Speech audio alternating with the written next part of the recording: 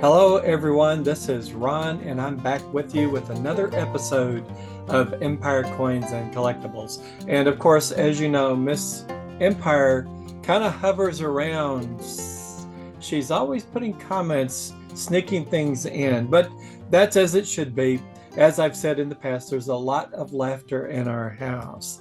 We're going to share something with you today. As I mentioned in the previous episode, we went to one of the local coin shops, gold and silver shops, one that I've been patronizing for many, many years, perhaps 10, 12, 13 years now. And I bought some things that I wanted to share with you. And there was a surprise when I went to pay for them. So let's go ahead and get started. But before we do, please like, share, and subscribe. What I am doing now is just kind of arranging the surprise that I got when I went to pay for them, so that I can share that with you. The owner of the coin shop, his name is Larry, superb individual. He and his son and brothers run the shop. He owns the shop. And as I said, I've known him for now, I guess, 12 years. Since about 2010, we're going on 13 years now. And I've done a lot of business with him in the past. And oh, by the way, I did approach him about doing an interview. I think we're going to make that happen at some point in the future. So please be looking for that. You'll get the inside track on the coin shop, the gold and silver shop, and what he looks to buy and how he decides what to buy. But before we do that, we're going to go ahead and share this episode with you. I'm going to change cameras right quick. So here was the surprise. Now you can't really see this well, but these are $2 coins, and I've got them kind of held up there. I'm going to take this one and see if I can't bring it into focus a little bit better for you. It's a dollar coin. Come on, will you focus? Will you focus? There it is. American Innovators, United States of America, the first patent. How about that? That's a dollar coin. The other side is gorgeous. Let me flip it over here. It's a Statue of Liberty. And you guys know from our previous episodes, I get it to focus. I do love the Statue of Liberty and what it stands for. Freedom we take for granted because we're kind of immersed in that environment. We expect nothing less. But a lot of people around the world don't have it. And so this coin just really thrilled me. And how I came by this coin at the gold and silver shop, I didn't buy it. I gave them money for my purchase, and they gave me these $2 in change. How about that? I got some bills, and then they handed this to me as part of my change. This is Annie Jump Canyon, classifying the stars, Delaware, another technology dollar. This one is 2019.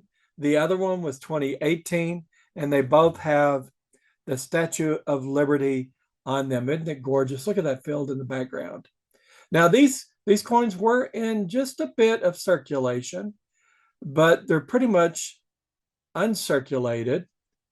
Dollar coins don't circulate that well. But look at that background.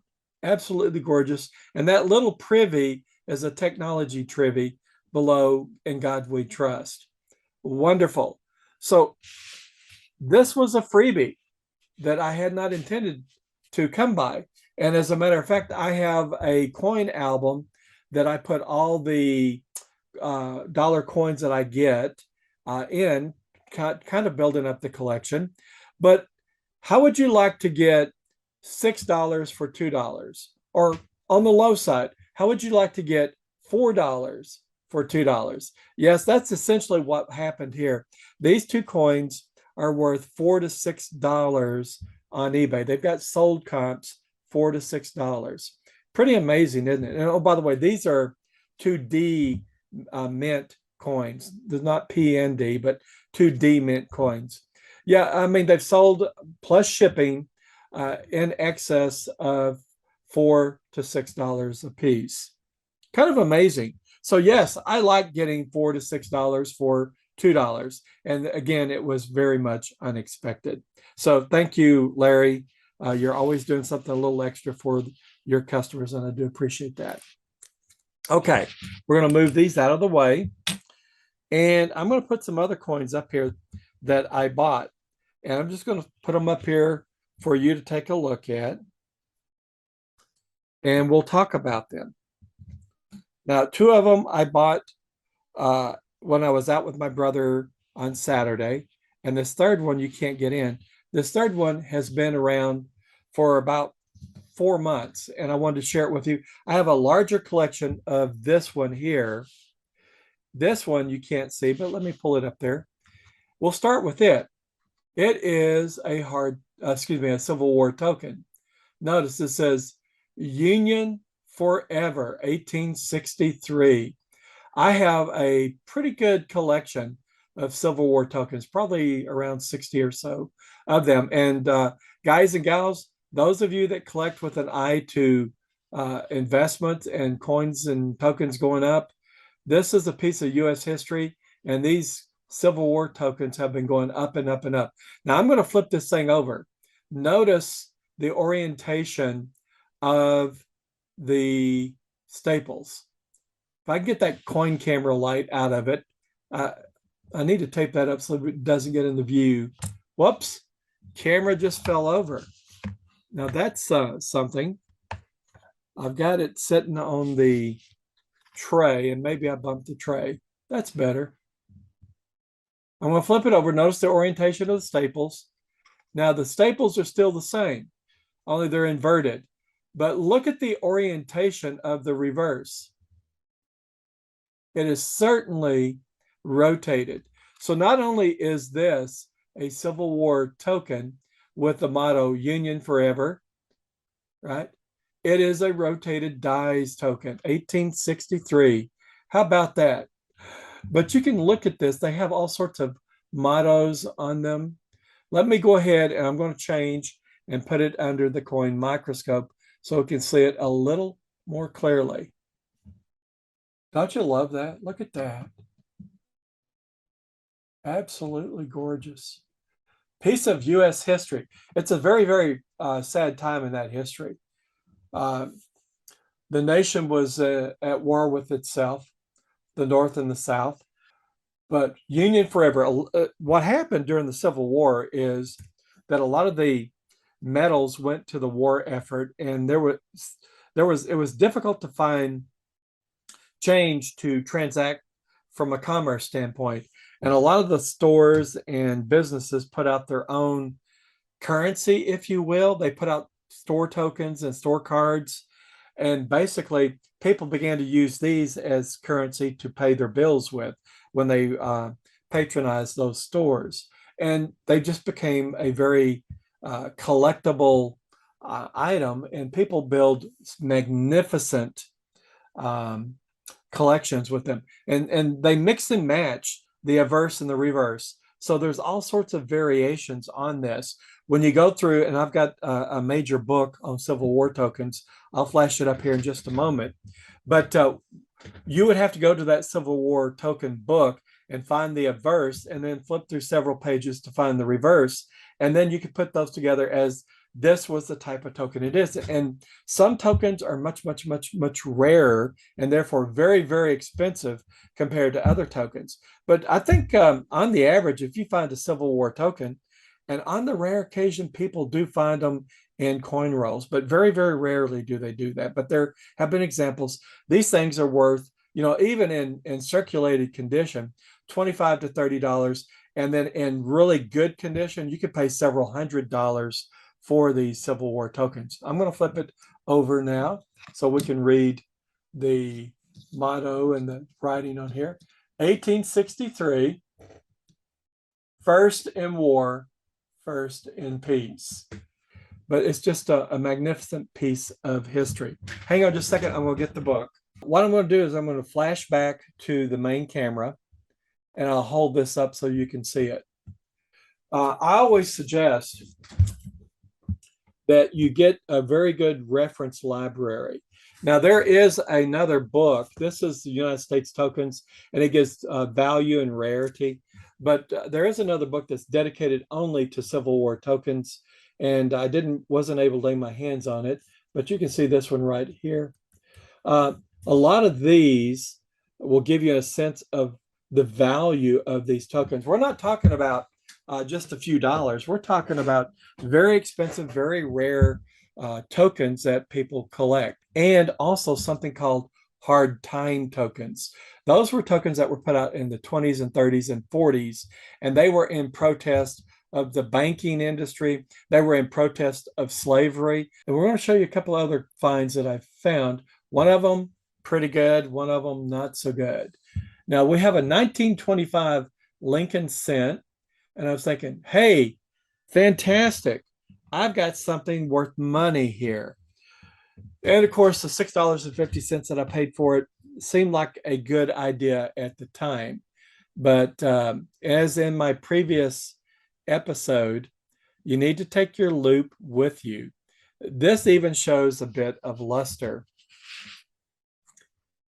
And I'm thinking, yes, if this is not cleaned, this could be worth quite a bit of money once I get it certified. I didn't have my loupe with me. I figured it's worth a chance to pay the $6.50, but you know what? Lost out. Let's go see why. Let's go to the other camera. I'm going to flip it over, so bear with me. And again, buyer beware. Now look, it looks pretty good, doesn't it? But you start looking down here, that's highly suspicious right there through the 1925. You look over here, you kind of see something, don't you? Let's go a little lower. What do you guys think? You think this has been cleaned? It kind of looks like it may have been cleaned. Look here.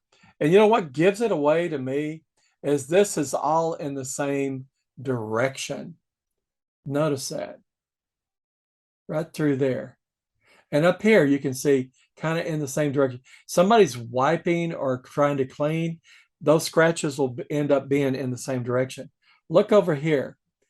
Down below Liberty, right in there. See, it doesn't have an even patina. And that is very suspicious when it comes to buying coins. If you have a coin that has an even patina about it, then you could probably be somewhat assured that it's not been cleaned. But when you start looking at things like this, looking up here at the head, above the head, this coin has clearly been cleaned. And even though it's a 1925, it is worthless. Worthless. Let's look at the other side. You can clearly see the problem. Let me go back up and get a view of the entire coin. You can clearly see right there. I'm adjusting the lights. Look up in this area here. Wow. Now, I'm saying it's cleaned. It looks like it's a bit of corrosion maybe. And I don't think that's environmental corrosion. I think it's so, and look down here, all up in here. You don't see that on the wheat stalk here, but up in here and down through here, clearly something's been done to this coin. And I just think it's part of somebody trying to make the coin look better than it really was. So it looks like the coin's been damaged. Even if you say from a minor standpoint, meaning not fraudulent, it's been damaged through corrosion and or somebody trying to clean it. So unfortunately, this is a strikeout. There's no way that this coin should be sent in to be certified, even though it's a 1925. Now, I tell you what I can do with this coin. In my albums that I'm trying to fill out, if I don't have a 25 for that album, I'll put this 25 in as a placeholder until I find a more reputable and nicer version that has not been cleaned or damaged. But that's my personal collecting album. It's not for sale, that sort of thing. All right, so that one, a complete zero. All right, let's go back to the main camera. We're going to go back to the tray camera. Now, I want you guys to take a look at this one. This is kind of interesting. And I tell you what, I'm going to break it out of this because the cellophane really prevents you from seeing it as it really is. I've taken the toothpick Miss Empire always wants me to use, and I'm going to break it out of there. This is supposed to be a 1939 S, and we'll let you determine. Always handle it by the edge. I should be using my white gloves, but I have washed my hands and dried them. So 39, and it looks pretty good, doesn't it? But you know, it looks a little darker, like there might have been some centering or problems with the planchet when it was made, or it could be environmental. We're going to look at that a little closer in just a moment. The back also looks pretty good. And let's get a little closer. Can you see that S right there? No, the camera's having trouble focusing. Come on, focus. Okay, you can kind of see that S over there on the right side of the coin. Let's go ahead and put it under the coin microscope. Now, let me switch over.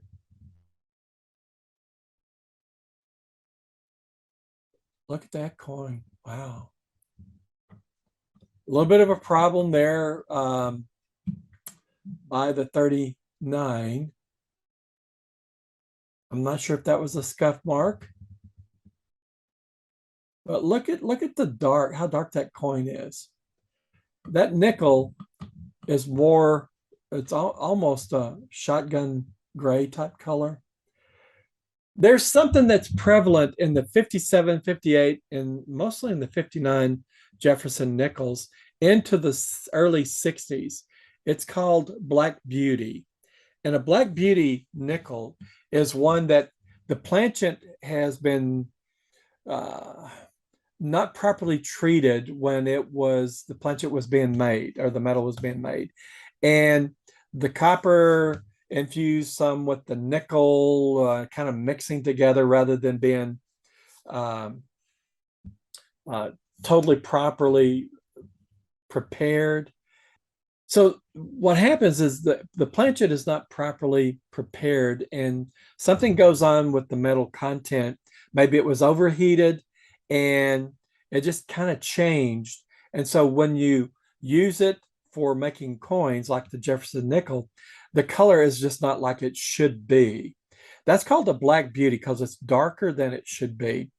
But the problem with saying that this is a Black Beauty is because it's 1939 and it's kind of out of the date range. Now, there have been coins that were certified and it would say that the planchet was cinctured, not centered as C-E-N-T-E-R, but cinctured, meaning it wasn't treated properly in heat treating. And you can see probably some of that on this surface. But then again, it could be some type of toning based on where it was stored. I'm going to flip it over.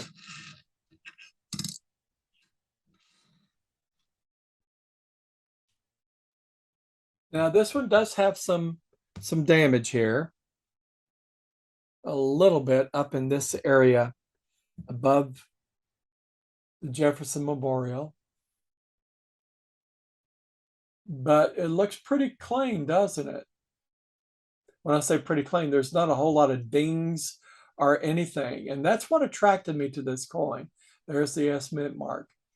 So would I send this in and take a chance? I think so. I think so.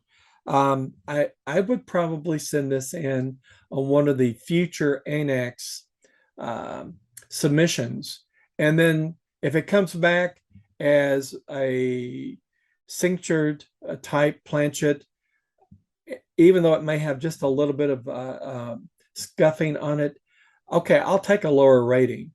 But I don't know. What do you guys think? Would you send this in? It's probably would take about $25 to get it certified. Am I willing to gamble on that? I think so. Okay. All right. Let's come back to the main camera and we'll do the wrap up.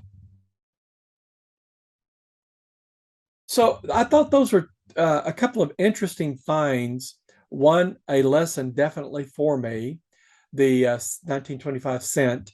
Unfortunately, it does look like it's going nowhere. It's damaged and probably was cleaned. The 1939 S nickel, I think it's worth sending in and take a chance, because if it does come back and it's not been modified in any way or anything done to it to treat it, then it could be something of value that I would add to my collection because it would come back with a certification. But in any case, this is the dilemma that every collector faces when they find coins out in the wild. You have to make the decision of what you think is right for you. Do I spend the money taking the chance that this might be modified or artificially toned, or do I go ahead and send it in and say, if it comes back, I've wasted my $25, but at least I know, right? It's different for different collectors. What's your budget? Will it support, buying the coin and then sending it in to be certified and it come back as with details? Some would say no, and others might take a chance. I think I'm going to take a chance on this one. All right, guys, I've rambled on long enough.